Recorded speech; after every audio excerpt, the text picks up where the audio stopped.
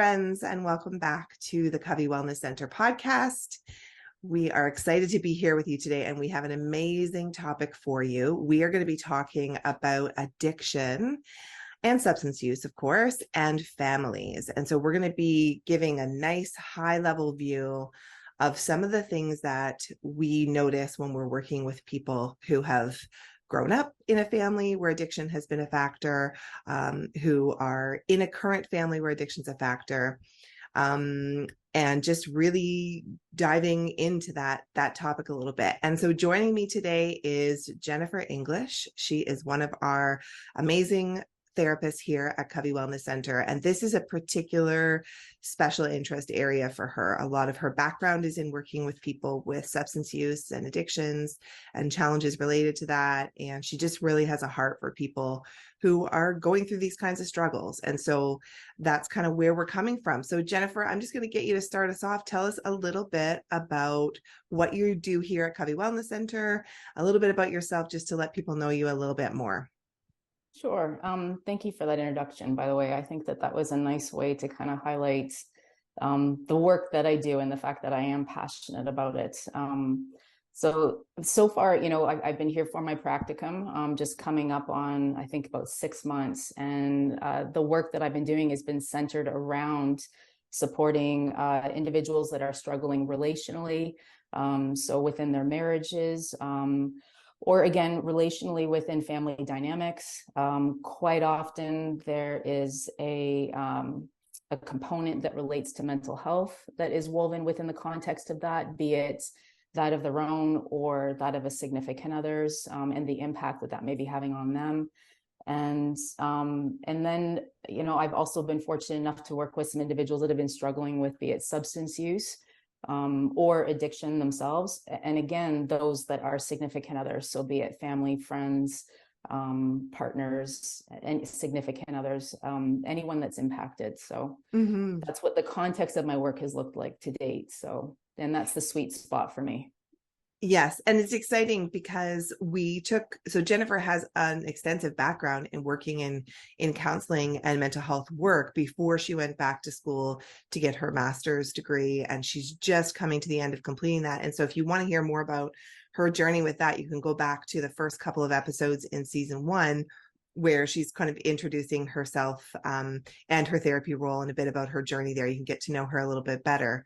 But for today, we're really going to focus in on this area, this niche area of work for Jennifer and her passion about that. And I know that I have a lot to learn in this area. This isn't a specialty of mine.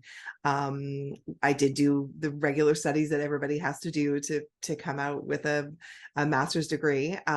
But it's something that's really fascinating. And I do see the ripple effects of this across the boards in family systems and in adult children, who have been in homes with, let's say, alcoholics or, other sort of variations of the substance use challenges. So this is a common theme. And I really don't think, it's maybe sad to say, but it's kind of like cancer in the sense that like everybody knows somebody who's struggling. Yes. Like this is not a small issue. And so I think this topic is something that is relatable for just about everybody, because everybody knows someone who is struggling in this way, or is someone who's struggling in this way, or both, right? This is a pervasive challenge that we have in our society and culture. So let's just start with this question. So why is addiction framed as a disease within the family system? Like that's an interesting way to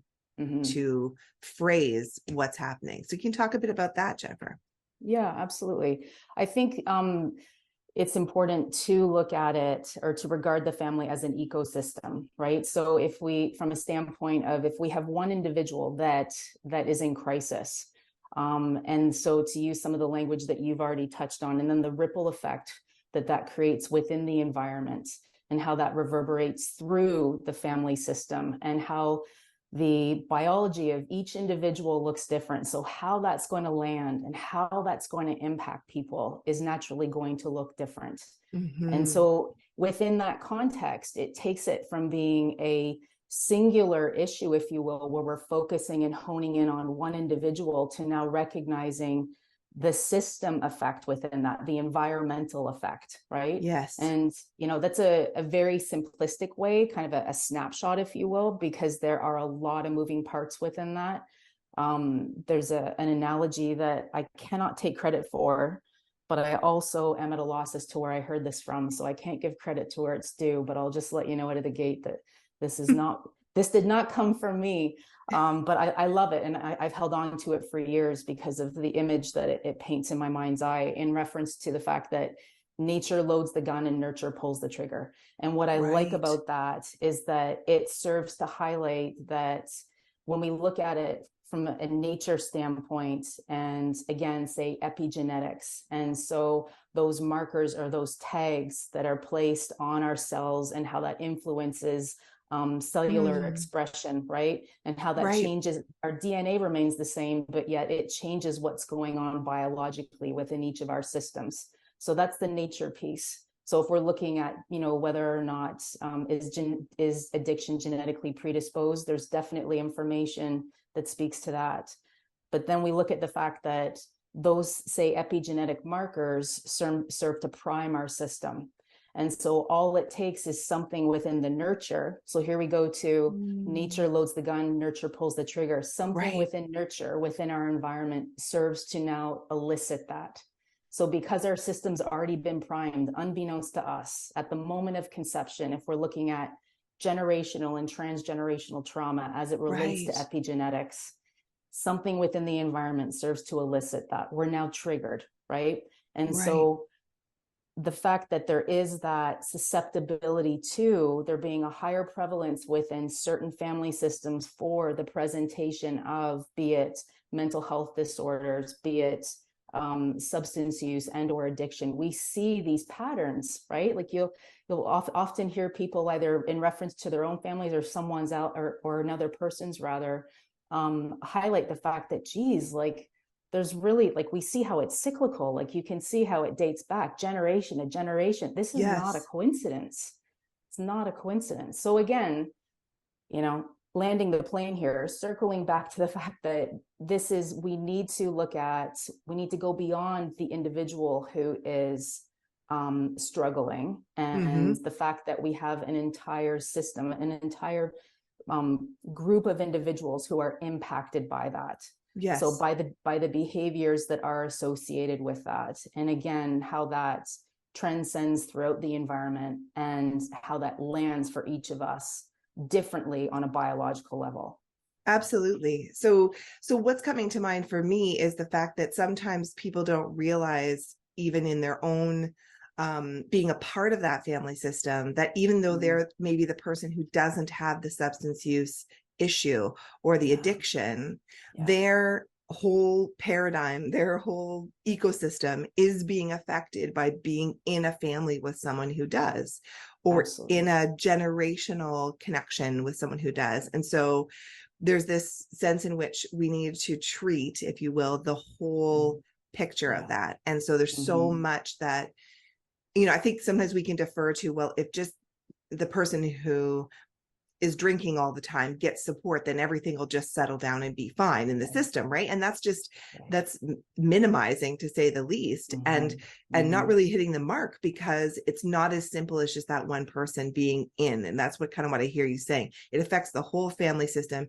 even intergenerationally. Like it's not just your core unit right now, even, right? Absolutely. And so there's a lot of factors. I always like to say, when we're thinking about treatment planning and looking as we're doing assessments to see what people need, it's always a combination of factors, always a combination of factors. And it's not, we can't compartmentalize those pieces, like you say. So there could be even personality components that predispose someone to be prone to addiction or to substance use, and then how that's nurtured.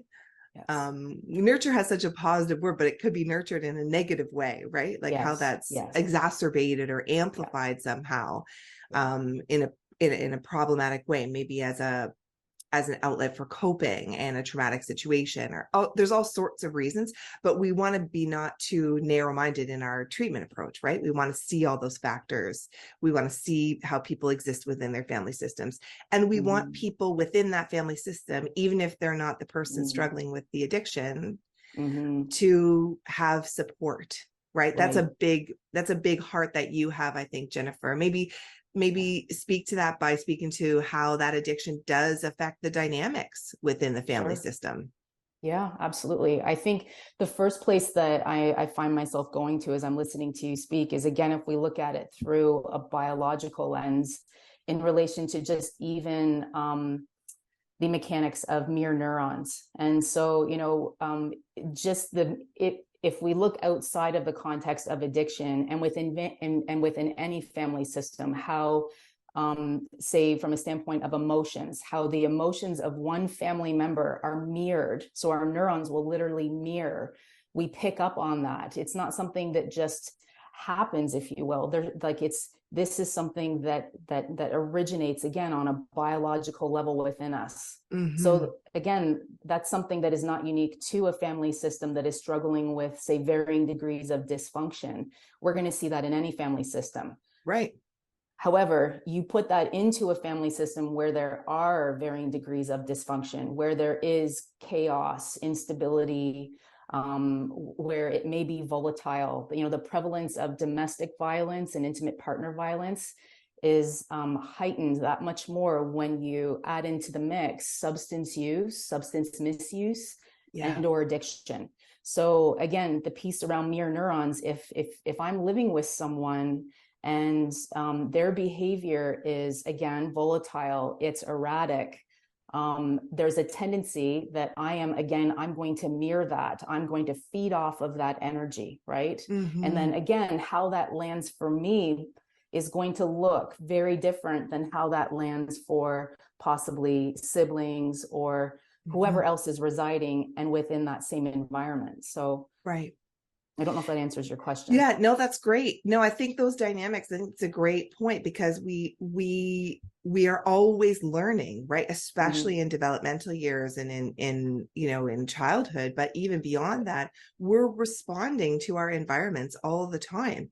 And if that environment is presenting a certain way, we're going to respond. I sometimes say we respond in kind, right? So if the expectation is yelling or volatility or intensity, most often we're going to engage with that, because that's our normal, that's our learned behaviors. Those are the dynamics, right? We're going to have some direct response to that ecosystem. And if we think about, I love the idea of an ecosystem, for ourselves and our families. If we think about that, as soon as we introduce a new factor, that ecosystem is off equilibrium, right? It has to find its balance. And if there's those constantly introducing these things, the ecosystem is just not settling, not able to find I don't know, homeostasis. Is that the right, yes, right? So, absolutely. Yeah. So there's this sense in which it just feels that constant swishing chaos, and it doesn't resolve, because there's just these things being introduced all the time to keep that frenzy, to keep that dysfunction. And I think people who are listening to this are going to relate to that and say, yeah, I've experienced that. I've known that in my family, or I've seen that in this way in my life. And, so it's a tough thing. We recognize that there's lots of ways in which that presents for people, either, again, as an adult child who lived in a home with someone who was behaving in that way, who was struggling. There's lots of ways that presents. We have some research that shows some commonalities for things like that. But in general, what are some of the ways that we can support people who are affected by these ecosystems that have been chaotic or are currently chaotic? What are some of the ways therapy can step in and help support people who are dealing with that addiction or substance misuse in their families? Yeah, that's a great question. I'm just wondering if I can circle back and touch on something you had said, actually, because it's absolutely sparked a thought in me. So let's do that. Or for me, rather. So, I think when you were talking about how there are some general themes there, right? And so, building on that, I think that within the family system, you have a collective group of people that are all attempting to survive in their own way. And so what that speaks to is that they are all in a state of crisis. And that it, again, the whole notion of it rippling down, it starts with one individual who is in crisis themselves. And, hence the need for the substance use, substance misuse, or addiction, whatever it's framed as. But within that, again, the fact that we have this group of people that are all in crisis, and within that, avoiding it through various means. So the primary individual avoiding it through the substance use, but the other individuals, as a means to survive and as a means to cope, they may be attempting to survive it through knowingly or unknowingly adopting certain roles within that family system, which in turn also serves to alter that family dynamic and the relational pattern within that system. And I think that that's a really important piece to look at too, because again, it serves to highlight the gravity of the situation, that instinctually we can develop these coping mechanisms. And the operative word there is as a means to survive, right? That's the gravity in it, is that to navigate. Right. It serves a purpose just as much as the drinking, the drug use, the gambling, whatever the addictive component is, serves a purpose. The behaviors that we adopt as a means to survive that environment and the dynamics within it, it serves a purpose. And the reason I place so much emphasis on that is because I think at times, I don't want to make this a blanket statement, but there can be a sense of shame, guilt, and remorse attached to some of these behaviors that we adopt as a means to cope, as a means to avoid. And again, I think that that's where, as clinicians, we have an opportunity when, based on timing, when the moment presents itself, to offer some clarity and to validate the fact that, again, instinctively, you did what you needed to from a standpoint of survival. And so there's a psychoeducation piece there that we can go into within the context of the session as it relates to, when I used the language earlier with respect to how this lands differently for each of us biologically within our nervous system. So again, from a standpoint of survival, how you are going to show up to this in relation to a trauma response, if you will, is going to look different than possibly how your mom did or how your sibling did, right? Right. Because each of these roles are either elicit a trauma response or are neighboring a trauma response, and submit is a very common one for children in particular. When you just look at it from a standpoint of vulnerability as it relates to hierarchy within the family, and vulnerability as it relates to just physical stature, because generally the people in their home are bigger than them. So their trauma response is not going to be to show up and fight. It's going to be to either submit and acquiesce and just do as they are told, fly under the radar, not poke the bear, or it's going to be to freeze. And so that's where we turn inward as a means to self-protect and to cope, right? So again, I think there's definitely merit in talking about some of those different roles that we adopt and how that shows up within the family system, the purpose it serves, but also how that can show up later in life in terms of relational patterns with partners, with colleagues, with friends, at work, with peers. Oh my goodness, absolutely. It helps us make meaning of the whole notion of why. Why do I do this? Why do I feel this way? Why does this keep happening, right? There's a pattern here. It helps. So that's the, I have a tendency of using language that pops up both in and outside of sessions, just kind of like keywords that I guess I gravitate towards. And one of them being, which is, it helps us connect those metaphorical dots in order to make meaning of this, the whys, because those are so important. So, absolutely. And I think, there's those dynamics of, like you said, in their individual situation, how did that change the dynamic? And you see people stepping into responsibilities too, not just roles in coping, but responsibilities that they're, caring for younger siblings, or making sure people get fed, or looking after finances, or working at a young, like there's all sorts of things too that are, you can see when you look back, Yeah. These are the things I had to do to find my way through this environment. Yes. And we can carry those patterns forward even if we're out of that environment and those patterns aren't serving us, because Right. they're just well-worn paths. Yeah. So it's interesting to see, again, that meaning making, those aha moments, those insights that Mm-hmm. come when people Mm-hmm. are connecting those dots, like, okay, this makes a lot of sense. I had to take that level of control because everything else was out of control, Yeah. and this was my way of coping in Right. a totally chaotic situation, was to control the factors that I, in my small little person, 10 or 12 years old or whatever, could Yeah. control. And so, Absolutely. we see Yeah. so many people recognizing where those patterns are coming from, and then being able to, I always like to use the language of being able to thank them, like Mm-hmm. thank themselves, like, look, I was doing those things Right. the best that I could to help me Right. navigate an impossible situation. Yeah. And it served me, it protected me Mm-hmm. to the best of my ability. And not Mm-hmm. perfectly, because there's lots of harm and trauma, certainly, but Right. also not to, like you said before, put that shame on yourself about Yeah. those behaviors or patterns, because they were doing what they were supposed to do to protect you, to help you survive. But Right. being able to, in therapy, look at ways in which we can maybe release those patterns, Mm-hmm. find new, Mm-hmm. healthier, more Mm-hmm. person-centered or honoring of the individual that's there, and not based on the dysfunction of the family system, or Yes. that history, and seeing them have freedom, but not because of shame that they're running away Yeah. from it, because they're just Yeah. saying that I had to do that. That served me at that time to get me Absolutely. through, but I'm not there anymore. Right. This is a And different word.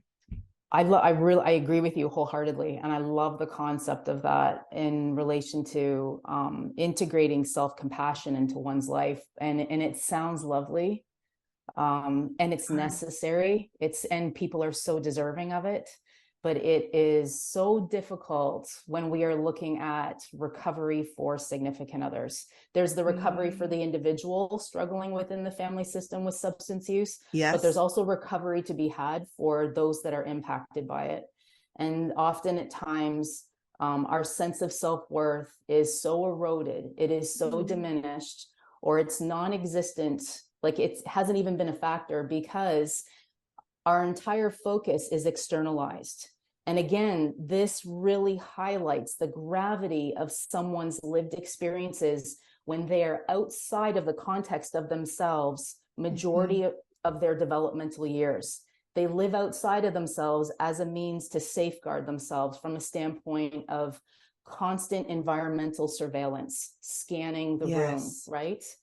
Yeah. And again, like in speaking of this, it reminds me of some of the work that I've done with people in the past where they've identified as being empaths, or they were told that they were, just, extremely sensitive growing up, and still very much have those qualities. And the place I often go to within my mind, just kind of adopting that curious stance, is wondering about, well, were you left with no choice but to develop some of those skills? Because Right. by being hyper vigilant and by externalizing things and focusing only on our environment, we hone in on and we fine tune those skills that enable us to, for lack of a better word, pick up on vibes and read the room. Yeah. And that very much neighbors the same qualities and skill sets that we see in empaths or people that are Yes. highly sensitive, right? So, Yes. and it's not to say that they aren't those same things, but again, I go to the place of the whole notion of making meaning. I want my inclination is to dig deeper. My inclination is to go to the, like, very much like, again, the clients we work with, I understand the significance of the why. So even as a clinician, I go to, but why? Like, where did that originate from? What purpose Yes. does it serve, right?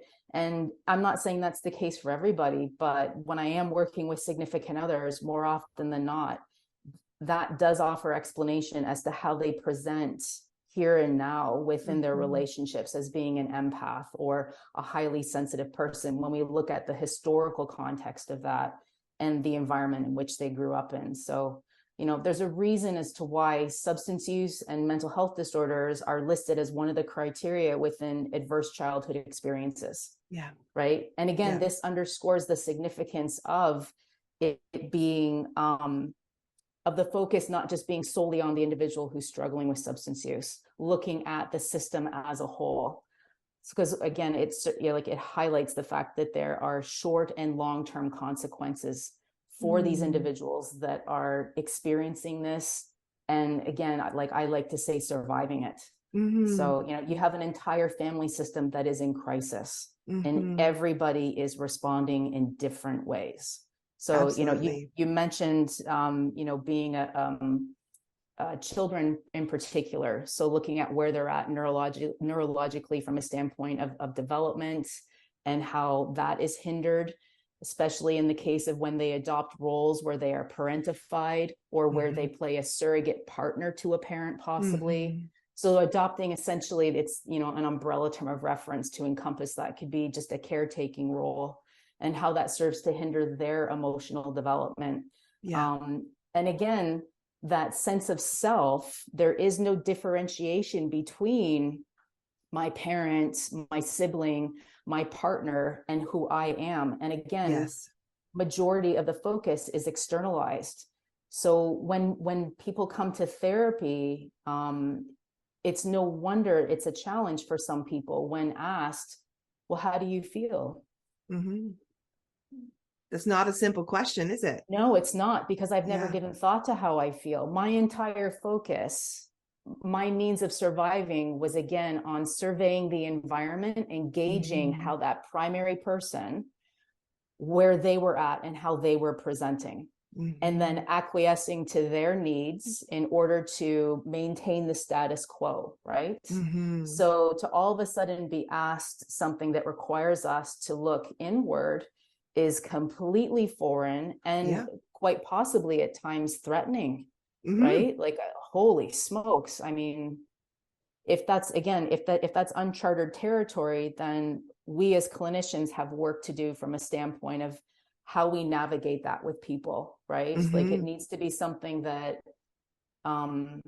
like, I go to the place of thinking that these walls were built for a reason. They've served a purpose, and it is not my place to bulldoze through them. So we're going to chip away at this bit by bit, and very much I'm going to follow your lead in that sense. And so as much as it is cliche, it's a process when we're working with significant others, as much as it is when we're working with anyone else. So, but again, it's understanding the origin of this, where this originated from, the purpose that it served, and then within that, having compassion and sensitivity in the work that we're doing with clients. So, I'm breaking eye contact because I'll be completely honest, I made some notes because there are so many different hats that we will wear within family systems. And so another one being the scapegoat. So the whistleblower, and the individual who will tend to name the elephant in the room. And so this person is often not regarded fondly, because again, they're flipping the script, and that can be seen as a threat. So, and again, there's something to be said within that, because there is a sense of internalized shame and guilt that these individuals will tend to carry. They're often labeled as being the black sheep of the family because they've gone against the grain. And so the shame is internalized, as in, I am bad, and the guilt is felt as, I've done something bad. So, in both instances, these are things that we can see carried through outside of that context of the family system. Again, the whole piece of how it presents relationally, we see these patterns carried through with partners, colleagues, friends, and pulling from what you said, because those neural pathways are so ingrained, right? It's habitual, it's second nature, it's all you know. That's what you're pulling from. You've pulled from it your whole life. And so, again, it's about understanding and offering oneself some grace that, hey, like, listen, I've operated on this level for X amount of number of years. And I'm just now gaining some insight and understanding as to Mhm. why, and realizing that I want things to look different, but that's going to take time. Yeah. These things don't happen overnight. Yeah, I talk a lot about how, and I don't know, this isn't like psycho jargon kind of stuff. This is just kind of the way I describe it to people, is when we have those patterns, as soon as something is happening that our system can frame as, oh, this is like that, whether that's like an unreliable perception of what's happening, but there's this sense in which the whole system kicks in and says, this feels like that, and then all of the stuff comes back to align with that. So this feels like that time when I was out of control because of the situation, and then all of that comes flooding in to inform the current situation, which may or may not have anything to do with feeling like that, or a very small portion. And so there is that understanding to say, oh my goodness, like how much of what is happening in my life now is fueled emotionally by these things that I've carried forward out of that survival, right? Out of that trauma. And so we're always having to be mindful of people's windows of tolerance, right? Because like you say, these are things that have helped keep them safe. So we're not interested as therapists in putting people out of safety or out of control, or their perception of control in the therapy, because that's counterintuitive to the work, right? We're trying to restore even more safety, right? Show them different pathways towards that, to create that in their body, and in ways that are absolutely not things that were probably accessible to them. Right. So there's just, it's such complex work, and there's so many layers to it. I think that's I know it's cliche, but sometimes cliches are cliche because they're true. It is a process, and it takes time. You can't be in patterns for 25, 30, 40 years. And then in 3 or 4 therapy sessions, oh, I've got that all figured out. Right. It's commitment to the process, and gently monitoring our own system and our own bodies and our own hearts and minds in the process, in a way that's healthy, in a way that's healing and not re-injuring, right? We have to be so careful about that. No, that's valid. And I think that part of the challenge in that is when there is that disconnect with self, right? If we are, and this may seem like loaded language for some, for others, it serves as, I think, a form of empowerment. So some people may, within their recovery, identify as being codependent. So if my sense of well-being, if my being okay, if we just simplified it and just kind of leave it as that, if my being okay is dependent on someone else's behavior, the outcome of their day, right? Again, everything's externalized. Then, it makes it really challenging for me to have an understanding of the impact, the residual impact that this has had, and the imprint that it's left on my system within my emotional fabric, within my psyche, but also within my system from a standpoint of biologically, where, like the imprint that it's left on my nervous system. So like you said, something can present itself that serves to elicit a response that's neighboring or mimicking something that we've experienced our entire lives, say during our developmental years. And yet, we're 20 years outside of that. It's completely removed from that context. Yet our body recognized something. There was something that, we say elicit, it triggered it. Your body went, whoa, whoa, I recognize this, be it a sight, a sound, a smell, a touch, some sort of sensation, and we're immediately offline. Our frontal lobe is hijacked, our amygdala, our we're in survival.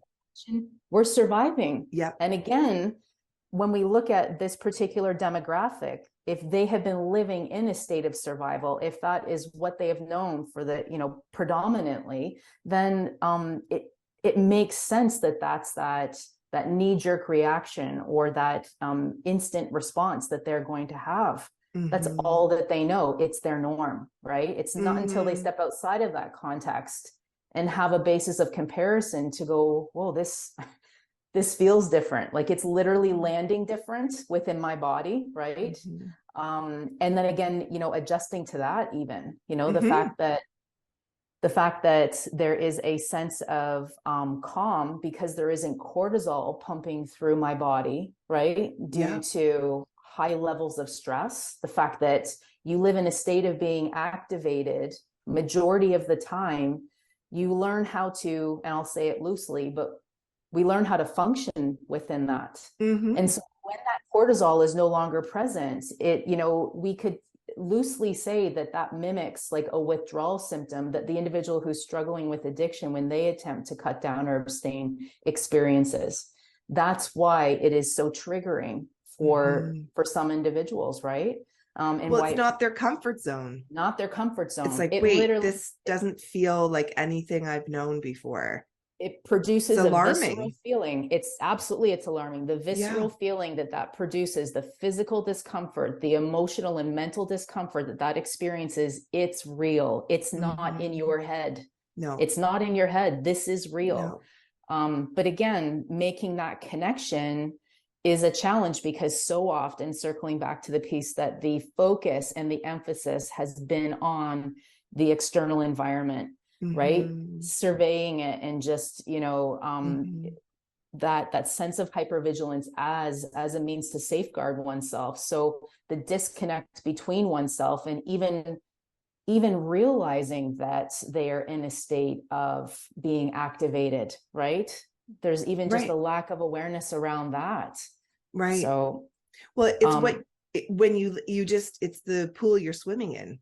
You're like, this right. is how it's this. I don't know what that feels like to not be in that hyper arousal or Mm-hmm. hypo arousal, even Or in some hypo. cases, right? And so Yeah. it's like that's normal, isn't it? Like that's Right. the question. And Mm-hmm. I mean, normal is a Yeah. loaded word It's in its own, loaded. but that's Yeah. the question. We kind of like that's my normal. That's Yep. my um that's what I'm comfortable with, even though it's very uncomfortable. It's Mm-hmm. what I know. So Mm-hmm. those patterns are really deep and they're strong, right? On Yeah. on ourselves and our thinking, all of the pieces. And Yeah. so it is, it's a process, right? It's Yeah. good. It's the Yeah. good kind of hard. That's what I like to say. It's like this Yeah. good work, but it's hard um, to really be brave enough and courageous enough to step into some of those Mm-hmm. conversations. And that's where, somebody walking with you in therapy is so important because these are hard things to do on your own. They Absolutely. are.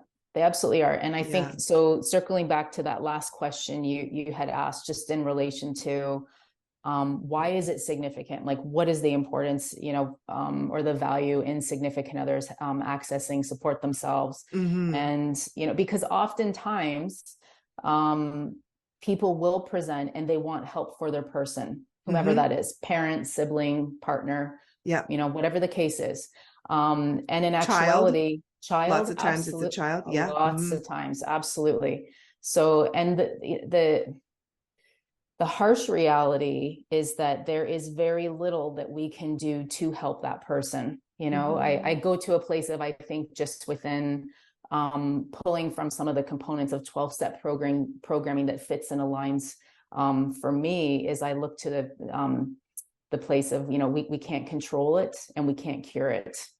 And Hmm. so surrendering to that, and by means of Hmm. really honestly accepting that if you're coming here, there's very little that I can give you from a standpoint of tools, techniques for you to help your person. What I Yes. can do is I can spend some time with you and I can talk to you a little bit about the weight in which you've carried reflective of this, how this has weared on you. Tell me a little bit about Hmm. what that's looked like. And again, it's an unearthing process. Hmm. It doesn't all just present within 3 to 6 months. Like this is, it Hmm. really does unfold over time. And Hmm. in some instances, again, I go back to the neurological piece, and that we look at when we're living in an environment where there is chaos, volatility, which is often, like accompanied by violence. Hmm. And we look at the trauma associated with that.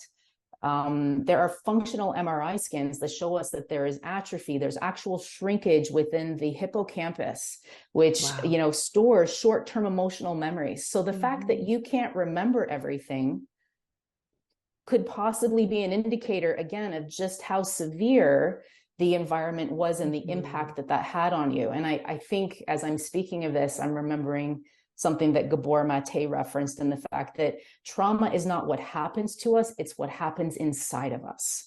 Right. So, you know, like, again, understanding that, you know, well, why is it that I can't remember everything that my sibling can remember? Again, I go back to the piece that biologically you're wired different. You're two different people. So how that landed for them and their perception of it was completely different than yours. Both are valid. Yeah. But again, if that landed differently for them, and there were certain instances that were more traumatic than they were for you, then that could offer explanation as to why there's some short-term memory loss, emotional memory loss, right? And then you in turn, you know, are able to recall every single instance. Both are valid, both are justified. It's just that, again, we're wired differently. So yeah. And both are ways that that particular person's system is coping, is trying to navigate it, right? And it's, you know, and this is not oversimplifying, but if you think about something like a car accident with 4 different people in the same car, they experience the same car accident, but every single person in that car was sitting in a different spot, was caught by the accident in a particular way. Like the driver may have seen it coming, the person in the back seat didn't even see it coming. They have predisposed personalities, injuries, maybe somebody in the car might have had multiple car accidents, you know, prior to that. So all these things are going to land within the ecosystem of that person, even though that singular event, they were all there for that car accident, right? Absolutely. So I think that's again, I don't want to oversimplify anything, but that's a way for people to understand it's not a one size fits all. And within that family system, even though, you know, maybe there were 4 children in the home, all 4 children are not going to experience the trauma that comes inside of them will be different in relation to what they may have all observed, experienced, right? Absolutely. And there's so many factors to that. So it's so important to really be listening to the particulars of our client stories and really building our plan. That's why we love client-centered, because we're not looking to run people through sort of a rigid step-by-step, this, then this, then this, because that's kind of assuming that people can just go input, output. And people aren't, that's not how we work. We're complex, and we have so many different things affecting how this is showing up, and so much of like Bessel van der Kolk's work on the body keeping the score, like some of that psychoeducation, even recognizing it's stuff that still like blows my mind, how much our bodies carry what we don't even cognitively understand, you know. And so there's so much to this. And just circling back to our initial thought, which is that Jennifer has such a heart for people who are in these situations, whether they are the person struggling with the substance use or abuse, misuse, or the people who love those people, you know, the people who know those people. And it's a different type of work, but it all falls into this large ecosystem of what's happening in the family dynamics, in the bigger, broader picture. And so, we want to be there for people who are struggling in this way. Any final thoughts there, Jennifer, before we think about wrapping up for today? Yeah, I do actually. I feel like one last thing I want to touch on in the work with significant others is, you know, it is not uncommon for people to struggle with grief. And by that, I mean that whether or not someone has got to a point where boundaries have needed to turn into barriers. And so we're looking at estrangement. So whether or not the relationship has been dissolved, whether or not just the dynamics have shifted. And so going back to the fact that even though they recognized that there was maladaptive patterns of behavior attached to some of those coping mechanisms, which served as a means for them to survive, they recognized that they weren't serving them well long-term, hence the change. There can still be a sense of loss within that. Sure. And a lot of that can also stem back into trauma bonding. You know, within a family system, within a dysfunctional family system, there is a sense of loyalty at times to one another, right? And it's not uncommon for within that sense of loyalty, woven within the context of that is an element of secrecy. So we all know something, or we all know things that no one else does, right? No one else can fully understand the context of this like we can, because we've all survived it together. And so again, loss tends to be a reoccurring theme, however that may be presenting, and attempting, attempting to navigate that is really, really tricky and really overwhelming and confusing for people, especially when, again, rationally, rationally, I know that this is not serving me well. Rationally, I know that what happened to me was a form of, be it emotional, physical, psychological, sexual abuse. I know that. And yet there's a part of me that's grieving this. Why is that? Right. And so that internal conflict and that, push and pull, especially within parent-child relationships, when we look at it through an attachment lens. Yes. So in one instance, and you'll love this because I know you speak this language, so how it can be both, right? So how is it that in one instance, I can have such profound empathy for my parent, and yet in the other instance, I am so fearful of them, or I am just so angry, I hate them. How can it be how can that coexist? How can that coexist? Thank you. Yeah. And just because it's so conflicting, they seem so competing in that sense. And so helping people, tease through that in order to make meaning of it in relation to attachment theory, the fact that these are your primary caregivers. So again, I go back to biologically, you are wired to connect with them, to want connection, even when your bids for connection are not met, even when there is no sense of safety and security, you will still go back to them. You will go back to them, right? And so, understanding that in order to free oneself of the shame, the guilt, the internal conflict, those are sometimes reoccurring themes that I find present in session with significant others. So and I think there's even, I agree, like grief it's interesting. I think, there's so much that we experience. I mean, we could do, maybe we should do a whole podcast on grief in its broadest terms, because everyone associates grief with the loss of through death, right? But there's so many other ways that we experience grief through losses of any kind.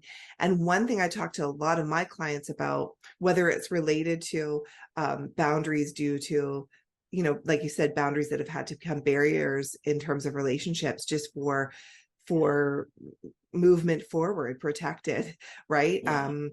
These hard decisions. But there's this also, the component of loss is like wishing your parent could be a different parent. Like there's this loss of what you might have hoped your parent could be for you.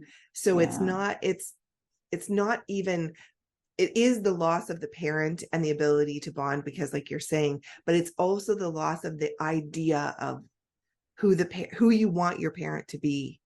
And the ways in which you can't have them maybe in your life because of toxicity or danger, but there's still this, but that's my mom, or that's my dad.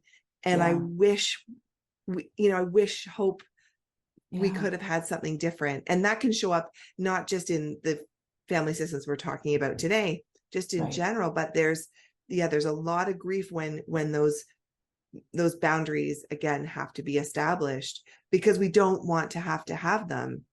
Right. and we really do long for it to be different. And so Mhm. we grieve the loss of what might have been if our Mhm. parent or our loved one, did their work, Yeah, absolutely. healed. And Mhm. it's Mhm. really hard for people. So there's so many facets to this.